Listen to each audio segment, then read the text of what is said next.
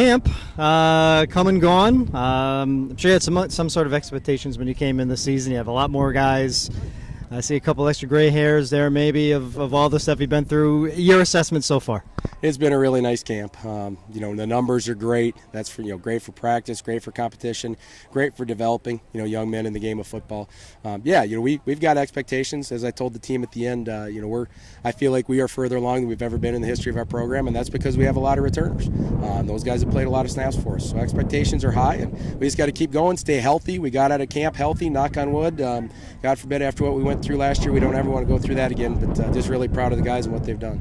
And we talked about the depth you have this year. Must be nice for a coach knowing that you see maybe a couple extra guys at the end of the depth chart. When you just mentioned about the injuries last year, that's got to feel good for you. It does. When you're sitting there as a coaching staff every night looking at depth chart, you're talking about moving a guy here or moving a guy from offense to defense or here or there or special teams. We need to get this guy a break, but this guy's really stepped it up and can fill in admirably.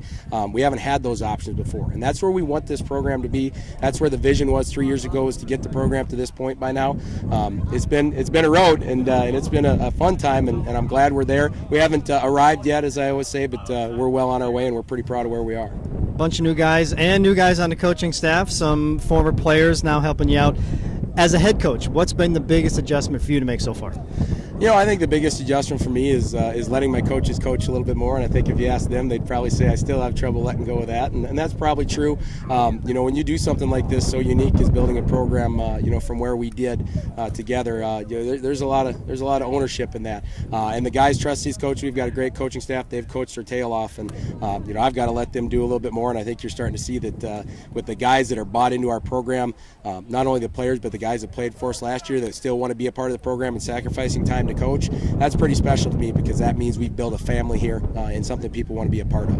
And lastly, Coach, you got Luther College coming up on the 7th. What do you know about them? What don't you know about them? Is it more about what you're going to do as opposed to what they're going to do? How do you approach this? So much early in the year. They've got a new coaching staff, and it's early in the year. You don't know anyway, but with the new coaching staff, we believe we know a little bit about what they'll do offensively. We're not sure what they'll do defensively. There's only so many things you can do, so you got to prepare for it all anyway. But a lot of early in the year is eliminating your mistakes and doing what you can do best. We don't have to be great at everything right now. We've got to be great at some things. So we're going to find out what we can be great at early in the year and make sure we use that stuff on both sides of the ball.